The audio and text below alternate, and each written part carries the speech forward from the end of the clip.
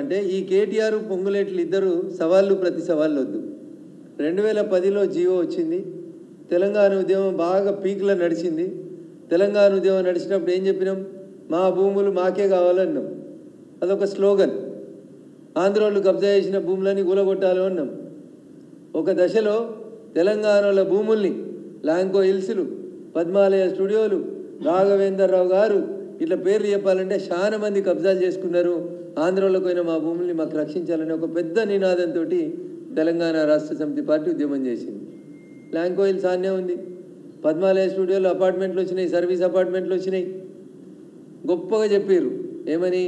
ఇక్కడ hitech city పక్కన పెద్ద పెద్ద బంగ్లాలు కడితే ఈ బంగ్లాలన్నీ ఎంక్రోచ్మెంట్లని జేసీబీలు ఇటాచీలు తీసుకుపోయి వాటి మీద ఎర్ర సిరాతోటి రాసి ఈ భూములన్నీ గురుకుల ట్రస్ట్ భూములు, వీటిని అన్నింటినీ కబ్జా వెనక్కి తీసుకుంటుంది తెలంగాణ ప్రభుత్వం అని చెప్పి నోటీసులు ఇచ్చి రాసేసి వచ్చారు. నేను అడుగుతున్న కేటీఆర్ని, 2014లో తెలంగాణ ఏర్పాటు అయిన తర్వాత అప్పుడు ఆంధ్రప్రదేశ్ హైకోర్టు ఒక జడ్జిమెంట్ ఇచ్చింది. ఇంకా హైకోర్టు బైఫర్కేట్ కాలేదు. హైకోర్టు ఒక జడ్జిమెంట్ ఇచ్చింది. ఎన్ కన్వెన్షన్కి సంబంధించినటువంటి చెరువుని గుర్తించి దాని మీద మార్కింగ్ చేసి సర్వే చేసి ఆ ఆక్రమణని తొలగించమని చెప్పింది. బాగా చదువుకున్నారు కదా కేటీఆర్ గారు. సెల్ ఫోన్లోనే అంతా కనబడుతుంది కదా, మీకు గూగుల్ మ్యాప్లు కనబడతాయి కదా. 2014లో సాక్షాత్తు ఈ రాష్ట్ర సర్వోన్నత న్యాయస్థానం ఎన్ కన్వెన్షన్ను కూలగొట్టమని ఉత్తర్వులు ఇస్తే ఎందుకు ఇన్ని సంవత్సరాలు మీనమేషాలు లెక్కబెట్టారు? ఎందుకు వాళ్ళ కోడల్ని తీసుకొచ్చి తెలంగాణ చేనేతకి బ్రాండ్ అంబాసిడర్గా పెట్టుకున్నారు? దాని వెనకాల ఉన్నటువంటి అంతర్యమైంది. 2014 నుంచి 2024 దాకా చెరువులు కట్టిన ఎన్ కన్వెన్షన్ ఒక్కొక్క ఫంక్షన్ పేరిట వసూలు చేసినటువంటి డబ్బుల్ని ఇలా తెలంగాణ ఖజానాలో జమ చేపిస్తారా చేపియరా? ఇలా రేవంత్ రెడ్డి గారు కూడా చెప్పాలి. ఒక్కొక్క ఫంక్షన్కి 50 లక్షలు, కోటి రూపాయలు తీసుకుంది ఎన్ కన్వెన్షన్. 10 సంవత్సరాలు 2014లో దాన్ని సర్వే చేసి తొలగించమని రాష్ట్ర సర్వోన్నత న్యాయస్థానం చెప్తే మున్సిపల్ అడ్మినిస్ట్రేటివ్ మినిస్టర్గా పనిచేసిన కేటీఆర్ గారు 10 సంవత్సరాలు ఎందుకు ఎన్ కన్వెన్షన్ని తొలగించలేదు? దాని వెనకాల ఉన్నటువంటి లాలూచి ఏందో చెప్పుకుంటారు. ఏదో పొంగులేటి సుధాకర్ రెడ్డి, వివేక్ వెంకటస్వామి, గుత్తా సుఖేందర్ రెడ్డి, ఏదో 10 పేర్లు చదివారు కేటీఆర్ గారు. నేను ఇలా రేవంత్ రెడ్డిని, కేటీఆర్ గారిని, పొంగులేటి గారిని కూడా సూటిగా ఒక ప్రశ్న అడుగుతున్నాను. లేక్ ప్రొటెక్షన్ కమిటీ కోసం మీరు జీవో 157 2010లో తెచ్చినప్పటి నుంచి ఇయ్యాలటి దాకా సార్ అంతా కంప్యూటర్ యుగమే, సెల్ ఫోన్ యుగమే. మౌస్ క్లిక్ చేస్తే ఏ సర్వే నెంబర్లు ఎవరెంత కట్టిరో తెలుస్తుంది. నేను కేటీఆర్ గారిని మున్సిపల్ అడ్మినిస్ట్రేటివ్ మినిస్టర్గా నువ్వు బాగా మాట్లాడుతున్నావు కదా, మీరు 2014 జూన్ 2 నుంచి మొన్న మీరు అధికారం కోల్పోయే డిసెంబర్ 9, 2023 దాకా మీరు మున్సిపల్ అడ్మినిస్ట్రేటివ్ మినిస్టర్గా ఉన్నప్పుడు భాగ్యనగరం చుట్టూ రింగ్ రోడ్డు లోడపల ఇంకా మీరు ఇచ్చిన జీవోలో, ఇంకా వీళ్ళందరికీ ఇంకో జీవో చెప్పాలన్నా, 2010లో ఉమ్మడి ఆంధ్రప్రదేశ్ ఒక జీవో ఇస్తే ఈయన మున్సిపల్ అడ్మినిస్ట్రేషన్ మంత్రి అయినాక 2021 దాకా నిద్రపోయింది ఆ జీవో మీద. కేటీఆర్ అనేట ఆయన బాగా చదువుకున్న ఆయనే, కంప్యూటర్లో చూసి మాట్లాడేట ఆయన 2021లో ఒక జీవో ఇచ్చిండు. తర్వాత 2022లో ఒక జీవో ఇచ్చిండు. ఈ జీవోలో ఎంత మంచి ముచ్చట చెప్తాడని ఆయనంటే, government accordingly year by appoint additional collectors of Hyderabad, Rangareddy, Medchal, Malkajgiri, Yadadri Bhuvanagiri, Medak, Sangareddy and Siddipet districts as the nodal officers and entrusts the responsibility of field work for the lake protection committee. 2021 లేచిండన్న ఆయన నిద్ర లేచి 2014లో ఎన్ కన్వెన్షన్ కూలగొట్టమని జడ్జిమెంట్ వస్తే 2021లో సిద్దిపేట జిల్లాను కూడా కలుపుకొని వేసిండు. మరి బావ ఏం చేసిండో బామ్మరి చేసిండో తెలియదు. ఇక 2022లో ఇంకో జీవో తెచ్చిండన్న ఇదే సారు. ఏమని? In view of the above the government hereby designate Shri C Sudarshan Reddy IAS, secretary municipal administration and urban development, as special commissioner lake protection on full additional charge basis for demarcation, protection, development, rejuvenation of the lakes within the GHMC and HMDA jurisdiction అన్నాడు. నేను అడుగుతున్నా ఇలా కేటీఆర్ని, నువ్వు municipal మంత్రి ఉన్న 10 ఏళ్లలో నువ్వు ఎంతమంది ఆంధ్రోళ్ళు బంగ్లాలు కడుతుంటే పర్మిషన్లు ఇచ్చినావు? మీరు పడగొట్టిన గురుకుల ట్రస్ట్ భూములలో మున్సిపల్ అడ్మినిస్ట్రేటివ్ మినిస్టర్గా నువ్వు తీసుకున్న చర్యలన్నీ? ఇలా గురుకుల ట్రస్ట్ భూములు లేదా 100 ఫీట్ల రోడ్డుకి ఈ పక్క ఆ పక్క జేసీబీలు పెట్టి ఎర్ర బోర్డులు పెట్టిన బంగ్లాలు ఎట్లున్నాయి ఎన్నడనే నువ్వు సమీక్ష చేసినవా? ఇలా పోయి పొంగులేటి ఇల్లు కొలువుండ్రి, గుత్తా సుఖేందర్ రెడ్డి ఇల్లు కొలువుండ్రి, వివేక్ గారి ఇల్లు కొలువుండ్రి. ఎందుకు మీ బీఆర్ఎస్ ఎమ్మెల్యేలు లేవా? కొలుమని నేను పేర్లు చెప్పాలనా? జొన్వాడ ఫామ్ హౌస్ ఎందుకు కూలగొడతలేవు నువ్వు? రాండ్రి కూలగొట్టుర్రి అని పిలుస్తాడు. పొంగులేటి అంటాడు నా ఇల్లును కూలగొట్టుర్రి రాండ్రి అని అడుగుతాడు. ఈ దొంగ డ్రామాలు ఎందుకు? హరీష్ రావు గారికి 111లో ఆస్తులు లేవా? కవిత గారికి లేవా? కేటీఆర్ గారికి లేవా? ఒక పొంగులేటిలకు గుత్తలకు వివేకులకే ఉన్నాయా? అంటే నేను ఇద్దరిని ఎవరిని ప్రొటెక్ట్ చేస్తుండ్రగన్నా అని మీకు డౌట్ రావచ్చు. నేనేం చెప్తున్నా అంటే ఇద్దరూ దొంగలే. కేటీఆర్ తిట్టినట్టు చేస్తాడు, రేవంత్ రెడ్డి కాపాడినట్టు చేస్తాడు. నేనేమడుగుతున్నా, నిజంగా చిత్తశుద్ధి ఉంటే 10 ఏళ్లలో కేటీఆర్కి తెలియదా ఏడ ఏ చెరువులు ఎవరు కబ్జా చేసిరు? ఆయనే మున్సిపల్ అడ్మినిస్ట్రేటివ్ మినిస్టర్గా లిస్ట్ లేదా?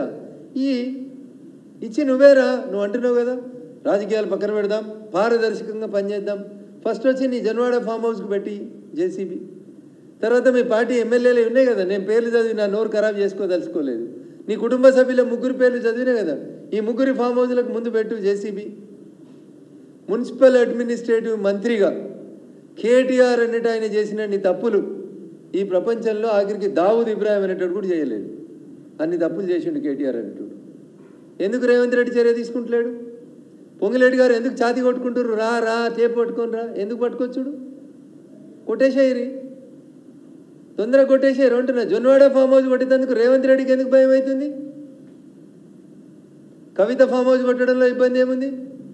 సొంత పార్టీ వాడు పల్లంరాజుది కొట్టేసారు కదా, కేంద్ర మంత్రిగా చేసిన ఆయనది. కవితను ఎందుకు కాపాడుతున్నారు? కేటీఆర్ని ఎందుకు కాపాడుతున్నారు? హరీష్ని ఎందుకు కాపాడుతున్నారు? అంటే ఏదో 2 రోజులు డ్రామా చేసి మొత్తం ఏదో వీళ్ళే చేసినట్టు, వీళ్ళ హయాంలోనే జరిగినట్టు వీళ్ళు వాళ్ళని తిట్టి వాళ్ళు వీళ్ళని తిట్టుకొని. ఎందుకు పొంగులేటి గారు మీకెందుకు భయం అవుతుంది? మీరు చెప్తారు కదా, పొంగులేటి ఖమ్మంలో సవాల్ చేసినా అట్లే చేస్తాడు, హైదరాబాద్లో సవాల్ చేసినా అట్లే చేస్తాడు. పొంగులేటి ఏమనికి భయపడాడు. పొంగులేటి గారు మీరు భయపడకండి. మీ జేసీబీని ఇటాచీల్ని రంగనాథ్ గారికి చెప్పి మీరాలం ట్యాంక్ దగ్గరికి తీసుకొని రండి, మేము కూడా వస్తాం. ఒక్క ఇన్కన్వెన్షనే కాదు, అన్నీ కూలగొడదాం. నేను ఒక వకీల్గా చెప్తున్న పొంగులేటి గారు, మీకు 2014లో హైకోర్టు కూలగొట్టమన్న తర్వాత 2024 దాకా ఇన్కన్వెన్షన్ నడిపించి ఆదాయం తీసుకున్నటువంటి హీరోని ముక్కుబిండి ప్రతి పైసా ఆయన దగ్గర నుంచి వసూలు చేసి ప్రభుత్వ ఖజానాల కట్టూరి. కేటీఆర్ చేసిన 7 లక్షల కోట్లు, కేసీఆర్ చేసిన అప్పు కట్టినందుకు 10 కోట్లు 100 కోట్లు వస్తాయి కదా, తెలంగాణలకు ఉపయోగపడతాయి కదా. ఇవి కదా మీరు చేయాల్సినవి. నాలా ప్రొటెక్షన్ కోసం జీవోలు వస్తాయి కానీ ఈ రోజు దాకా మీరు పనిచేయలేదు, కేవలం ఆడంబరాల కోసం. ఇంకా చెప్పాలంటే కేటీఆర్ హయాంలో, కేసీఆర్ హయాంలో డ్రగ్స్ కేసు, స్కూల్లో పిల్లల డ్రగ్స్ కేసు, అకున్ సబర్వాల్ గారు ఏం చేసిర్రో ఈ పక్కనే ఉంటుంది రోడ్ అవతల. చాలా మందిని తీసుకొచ్చి 5వ అంతస్తులో కూర్చోబెట్టి ఎంట్రికలు కత్తిరించి గోర్లు కత్తిరించి ఏడవైంది కేటీఆర్ని డ్రగ్స్ కేసు. మియాపూర్ భూముల కేసు ఏడవైంది, నయీం ఎన్కౌంటర్ కేసు ఏడవైంది. ఇట్లా చెప్పుకుంటూ పోతే చాలా ఉన్నాయి కేటీఆర్ గారి హయాంలో జరిగినాయి.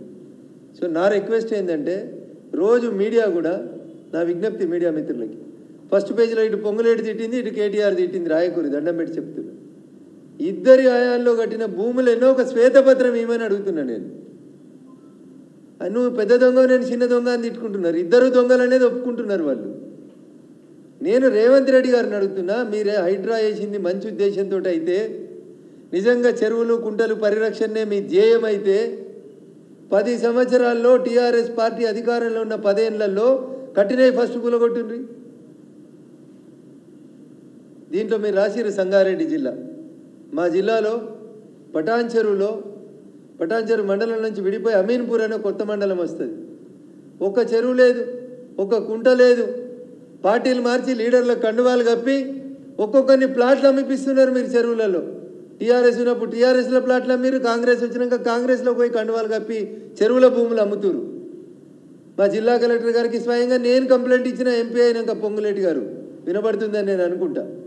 ఆ కంప్లైంట్ తెప్పించి ఆ చెరువులలో మట్టి పోసిన లీడర్లను రిమాండ్ చేయండి. What is your problem? నేను అడిగినాక వారం రోజులకు అడిగినారు కదా పొంగులేటి గారు, జొన్వాడ ఫామ్ హౌస్ నీది కాకపోతే రేవంత్ రెడ్డి మీద ఎఫ్ఐఆర్ ఎట్లా చేసినావని వారం రోజులకు కాంగ్రెస్ వాళ్ళకి యాదికి వచ్చింది కదా. ఫస్ట్ జొన్వాడ ఫామ్ హౌస్ కూలగొట్టడంలో మీకున్న అభ్యంతరం ఏందనే చెప్పుండ్రి. నిజంగా పొంగులేటి గారు మీరు నిజాయితీ వైపు ఉన్నా అని చెప్తున్నారు కదా, నాకు మీద ఒక సూచన. జూన్ 2, 2014 నుంచి లెక్క తీస్తారా? 1994 కోట్ల విజయభాస్కర్ రెడ్డి గారు మీరాలం ట్యాంకు కూలగొట్టిన కాడికి లెక్క తీస్తారా? రేపు ఒక శ్వేతపత్రం విడుదల చేయండి. రేవంత్ రెడ్డి గారు చేస్తారా, పొంగులేటి గారు చేస్తారా? చేయండి. ఏ చెరువు, ఏ కుంట, ఎంత కబ్జా అయింది, ఎన్ని రోజులలో ఈ లేక్ ప్రొటెక్షన్ చేస్తారు, ఈ కుంటలు తీసేస్తారో ఒకసారి చెప్పుండ్రు. నేను ఇంత స్పష్టంగా ఎందుకు అడుగుతున్నా అంటే, టీఆర్ఎస్ జీవో తీసుకొచ్చింది 2021లో. జీవో తీసుకొచ్చినాక తెల్లారి పేపర్లకు వార్త రాపిస్తారు. ఏమని రాపిస్తారు ఈ వార్త? జిహెచ్ఎంసీ ఎలక్షన్ల కంటే ముందు, మధుబాక్ ఎలక్షన్లు అయిపోయినాక టీఆర్ఎస్ వాళ్ళు చేస్తే కొంతమంది మీడియా మిత్రులు రాస్తారు. ఏమని రాసిర్రు? విపక్షాలను ఇరికిచ్చేలా బీఆర్ఎస్ స్కెచ్, గ్రేటర్లో అక్రమ కట్టడాల కూల్చివేతకు ప్లాన్. తెల్లారంగానే గ్రేటర్ పరిధిలో ఉన్న ఎమ్మెల్యేల కండువాలని మారిపోయినాయి. 3 రంగులకి వెళ్ళి గులాబీ రంగులకు వచ్చినాయి, ఇంకో రంగులకి వెళ్ళి ఇళ్ళకి వచ్చినాయి. ఇది వీళ్ళు పేపర్లలో పెద్ద వార్త రాపిస్తారు. ఇది బీఆర్ఎస్ వాళ్ళు అధికారంలో ఉన్నప్పుడు కాంగ్రెస్ వాళ్ళని ఉద్దేశించి రాపించిన వార్త. ఇలా మరి రేవంత్ రెడ్డి గారు ముఖ్యమంత్రి అయినరు, మస్తు చేస్తున్నాడని కొంతమంది అనుకుంటారు. వీళ్ళు ఇంకో పేపర్లో రాపించారు. ఏమని? బీఆర్ఎస్ నేతల భూ కబ్జాలపై యాక్షన్ షురు. ఎందుకే బీఆర్ఎస్ వాడు ఒకటి, ఎందుకే కాంగ్రెస్ ఓని కొట్టుర్రి, ఎంఐఎంఓని కొట్టుర్రి, ఎవరైనా తొవ్వదప్పి మా బీజేపీ వాళ్ళు ఉంటే వాళ్ళవి కూడా కొట్టుర్రి. అద్దంటలేం కదా, అన్నీ కొట్టేసేయరి. ఈ లీకులు ఎందుకన్నా? మా మీడియా మిత్రులు కూడా ఈ ట్రాప్లో పడకూరు దయచేసి. బీఆర్ఎస్ నేతల భూ కబ్జాలపై యాక్షన్ షురు. పలు జిల్లాల్లో రంగంలోకి దిగిన ఆఫీసర్లు ఎవరిని పట్టుకొచ్చిర్రు? పట్టుకొస్తే కేటీఆర్ని పట్టుకురావాలి కదా రేవంత్ రెడ్డి అనేటోడు. జొన్వాడల ఫామ్ హౌస్ దొంగ ఫామ్ హౌస్ అని డ్రోన్ ఎగిరేసింది ఎవరు? రేవంత్ రెడ్డే కదా. ముఖ్యమంత్రి అయిన 10 నెలలలో ఆ రోజు అది ఇల్లీగల్ అన్న రేవంత్ రెడ్డి ఈరోజు ఎందుకు కూలగొడతలేడు? ఇగో కేసుల నమోదు, కూల్చివేతల ప్రారంభం, ఖమ్మంలో బీఆర్ఎస్ కార్పొరేటర్లపై కేసు, సూర్యాపేటలో 14 మంది గులాబీ నేతల కబ్జాలపై ఎంక్వైరీ, నిర్మల్ సిద్దిపేటలో భూ ఆక్రమణలపై విచారణ. అంటే ఈడున్న ఎమ్మెల్యేలు తెల్లారి కండువాలు మార్చుకోవాలనా? ఎందుకు ఈ వార్తలు? ఆ సారాంశం ఏంది? బీఆర్ఎస్ వాడు ఒకడు కూలగొట్టలే, వీళ్ళు కూలగొట్టలే, ఇంకొక పేపర్ రాసింది. ఎంత మంచి వార్తలు రాస్తారు. గులాబీ నేతల భూదందాలపై ఫోకస్. ఎందుకన్నా ఒక గులాబీ 3 రంగులలో కూడా చేయరు, 2 రంగులలో కూడా చేయరు, ఆకుపచ్చోళ్ళు చేయరు, పసుపచ్చోళ్ళు కూడా చేయరు. ఏ రంగును ఎందుకు వదిలిపెడతారన్న? భూమికి రంగేముంది, చెరువుకి రంగేముందన్న. వీళ్ళు ఏం రాసిరు? మాజీ మంత్రి, మాజీ ఎమ్మెల్యేపై కేసులు. మరి ఎందుకు అరెస్ట్ చేస్తలేరు? ఎందుకు చేస్తలేరన్న? ఇట్లా రాసుకుంటా కండువాలు మార్చమని బెదిరించుకుంటా హైదరాబాద్లో ఉన్న ఎమ్మెల్యేలను ఇచ్చేస్తారు. ఇది ఎన్ కన్వెన్షన్ వార్త. ఆ చెరువు పేరు ఇది. 4 ఎకరాలు కబ్జా అయిందని వచ్చింది. రింగ్ రోడ్ అవతల భూమి అమ్మితే, ఎకరం అమ్మితే 100 కోట్లు వచ్చిన భాగ్యనగరం ఇది. ఈడకి ఇదెందుకు కొనగొట్టి 10 ఏళ్ళు ఎందుకు కాపాడారు? ఎన్ని పైసలు తీసుకున్నారు ఈ కాపాడడం వెనకాల? ఇది చెప్పాలి. ఇది రఘునందన్ రావు చెప్పిన మాట కాదు.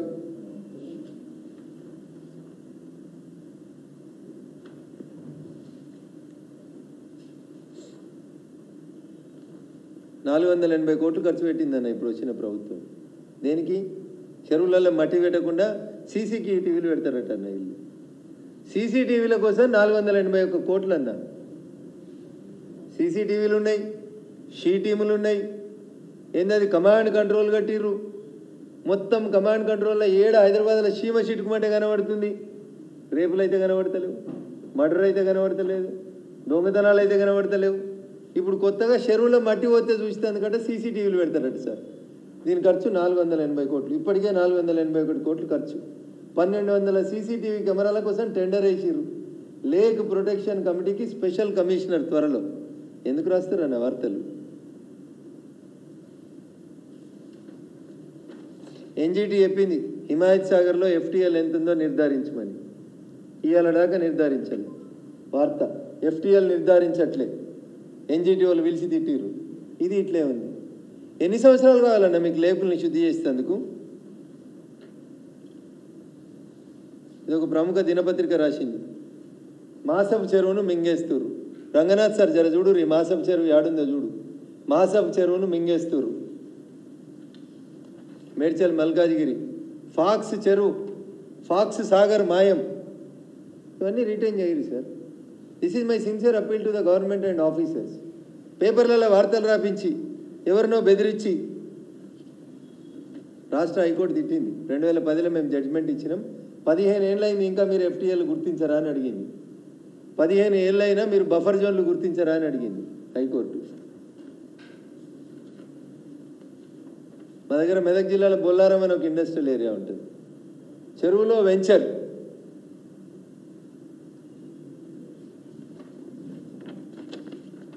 ఇన్ని వార్తలు వస్తే మరి ఇవన్నిటి మీద ఏం యాక్షన్ చేస్తలేరు. ఉత్తగా రోజు పొంగులేటి గారు చెప్పగానే అబ్బా ఎంత బాగా చెప్పిరబ్బా, ఏం చెప్పిరబ్బా, ఈ ఇంచు జాగుంటే దాన్ని బ్రేకింగ్ మనం పొద్దంతా నడుపుతాం. ఈ ఇంచు జాగుంటే చెప్పు సర్వే నెంబర్ నీ అఫిడవిట్లో చెప్పినావు కదా, నీగో నేను భూమి పలానా సర్వే నెంబర్లో కొనుక్కున్నా, ఇది ఎఫ్టీఎల్లో ఉన్నది, లేదు 111 జీవోలో ఉన్నది, దీని గురించి ఎందుకు మాట్లాడుతున్నావు, నోటీసు తప్పు మాట్లాడిన మీద కేసు పెట్టు, జైల్లో పడేసాయి. మీ అసమర్థత, మీ అలసత్వం, మీ చేతకాంతరం తీసుకొని బీఆర్ఎస్ వాళ్ళు మీ మీద అట్లా అరుస్తున్నారు. అంతకు మించి ఏం లేదు. High court notifies buffer zones for 2525 lakes in HMDA. 2525 చెరువులకి బఫర్ జోన్ ఎక్కడుందని హైకోర్టు గుర్తించింది, హెచ్ఎండిఏ గుర్తించింది. ఇవి ఇవాళ ఉన్నాయా రంగనాథ్ గారు? జడ్జిమెంట్ పంపించాలన్నా ఈ 2525 చెరువులని కాపాడదామా వద్దా? మునగాడైనా వరదలు వచ్చినాయన్న కేరళలో పార్లమెంట్ నడిచేటప్పుడు అందరు లేచి మస్తు కొట్టుకున్నారు, అబ్బా ఇట్లా అయింది అట్లా అయింది అని. ఎందుకైంది?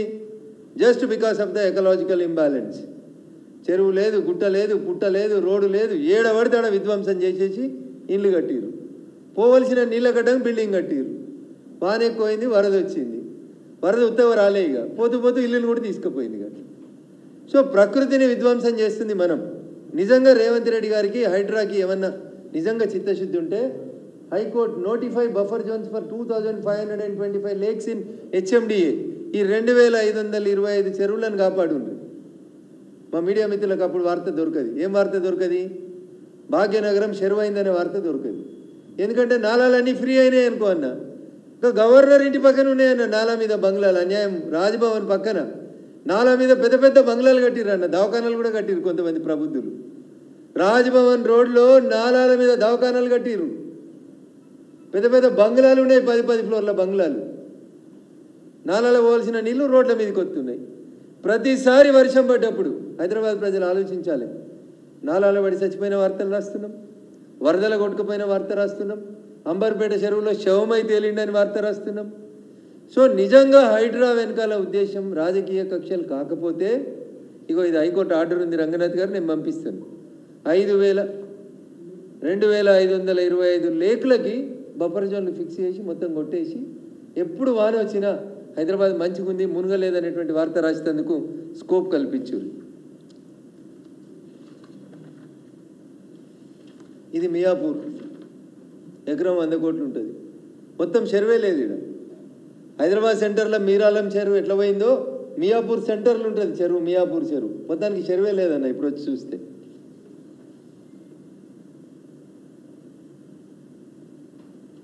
జస్టిస్ ఈవి వేణుగోపాల్ గారు ఈనాడులో ఒక వార్త వస్తే దీని మీద స్పందించి రాష్ట్ర ప్రభుత్వానికి ఒక ఉత్తరం రాస్తారు. రఘునందన్ రావు లాంటి మాట్లాడితే రాజకీయం అనుకుంటారని ఒక జడ్జి గారు రాసిరు. జస్టిస్ ఈవి వేణుగోపాల్ గారు చెరువుల కబ్జాలతో ముప్పే. నేను ఇలా ఒక వాయనాడు గురించి మాట్లాడదలుచుకోలేదు. వాయనాడులో ప్రకృతిని మీరు విధ్వంసం చేసి ప్రకృతికి నేచురల్ స్ట్రీమ్స్కి అడ్డంగా ఇల్లు కడితే వాయనాడులో అంతమంది మన కళ్ళ ముంగట కొట్టుకుపోయారు, అన్ని ఇల్లు పోయినాయి. Uttarakhand, what we faced in Uttarakhand 3 years back, దైవ దర్శనానికి పోయిన వాళ్ళు అనేక మంది పోయినరు. మరేంది దానివల్ల? అందుకనే చెరువే కదా చెరపడదాం, కుంటనే కదా పక్కా స్కెచ్ చేసి కబ్జా చేద్దాం, ఇట్లాంటి రోజు 10 వార్తలు వస్తున్నాయి. కాబట్టి నా విజ్ఞప్తి, దయచేసి నేను కొట్టినట్టు చేస్తా, నువ్వు ఏడ్చినట్టు చేయి. ఇది వద్దు పొంగులేటి గారు, కేటీఆర్ గారు. నిజాయితీ ఉంటే నువ్వు మున్సిపల్ అడ్మినిస్ట్రేటివ్ మంత్రిగా ఉన్న 10 సంవత్సరాల్లో నేను తప్పు చేసినా, తప్పైంది, మా నాయన కట్టించిన అమరవీరుల స్తూపం దగ్గర ముక్కునాలకు రాస్తున్నా, నేను మున్సిపల్ మంత్రిగా ఉన్నప్పుడు కట్టిన అన్ని కట్టడాలకు నేనే బాధ్యుడిని, నా మీద డీజీపీ దగ్గరికి ఏదో మా కార్యకర్తల మీద దాడులు అయితే నేను దండం పెట్టి వచ్చినావు కదా, దాడులు కాదు, నేనే సార్ దుర్మార్గుణ్ణి, హైదరాబాద్లో ఈ వరదలలో జనంగా కొట్టుకుపోవడానికి బాధ్యుడిని నేనే, నాలాలు కడుతుంటే కళ్ళుండి చూడలోని కబోదిని నేనే, నా మీద ఎఫ్ఐఆర్ చేసి నన్ను జైల్లో పెట్టమని పాప ప్రాయశ్చిత్తం చేసుకోవాలి కేటీఆర్ అనేటోడు. ఆయనను అట్లా వదిలేస్తే రేవంత్ రెడ్డి ఎందుకు కాపాడుతుండనేది ప్రజలు ఆలోచిస్తారు. నేను చాలా రోజుల క్రితం ఒక మాట అడిగిన టీఆర్ఎస్ పార్టీని. ఆంధ్రప్రదేశ్ టీఆర్ఎస్ శాఖ అని ఒకటి పెట్టిరు. దానికి ఒక ఆయనను అధ్యక్షుని పెట్టిరు. గౌరవనీయులు చాలా చదువుకున్నాడు ఆయన, ఆయనంతా ఎవడు చదువుకోలేదు. ఆయన ఉద్యోగం విడిచిపెట్టి వచ్చిండు, సర్కారు కోలు వదిలేసి వచ్చి ఆయన వచ్చి తెలంగాణలో టీఆర్ఎస్ పార్టీని తీసుకుపోయి ఆంధ్రప్రదేశ్లో పునరుద్ధరిస్తా అని మియాపూర్లో 100 ఎకరాలు కబ్జా పెట్టుకున్నాడు. ఆయన ఆంధ్రప్రదేశ్ బీఆర్ఎస్ పార్టీ శాఖకు అధ్యక్షుడు. ఇంకొక ఆయన తీసుకుపోయి మహారాష్ట్రకి ఇన్ఛార్జ్ చేసిరు. ఎలక్షన్లు వస్తున్నాయి మహారాష్ట్రలో ఇన్ఛార్జ్ అని. ఈడ కొడుకు కోటి బిడ్డ కోటి అల్లుని కోటి ఇచ్చింది చాలక అన్న కొడుకుని తీసుకుపోయి ఇంకో రాష్ట్రానికి ఇన్ఛార్జ్ చేసిరు. మహారాష్ట్రలో కబ్జాలు చేసుకుంటామని బీఆర్ఎస్కి. ఇట్లా ఒకరు వీళ్ళు చేసిన కబ్జాల గురించి నిజంగా రేవంత్ రెడ్డి గారికి నేను సిన్సియర్గా చేస్తున్నటువంటి ఒక సూచన, కేటీఆర్ని టీఆర్ఎస్ పార్టీ చేసిన తప్పుల్ని కాపాడాలనేటువంటి ఉద్దేశం మీకు లేకపోతే హైకోర్టు ఆర్డర్లు, జడ్జిల లేఖలు, ప్రభుత్వాలు ఇచ్చినటువంటి తీర్పులు, ఎన్జిటిలో వచ్చినటువంటి ఆర్డర్స్ అన్నింటినీ హైడ్రా ముందు పెట్టి నిర్దాక్షిణ్యంగా ఈ భాగ్యనగరంలో వరదొచ్చినా వానొచ్చినా ఏమొచ్చినా నాలా లాగానే ఉంటుంది, రోడ్డు లాగానే ఉంటుంది అనే రీతి లోపల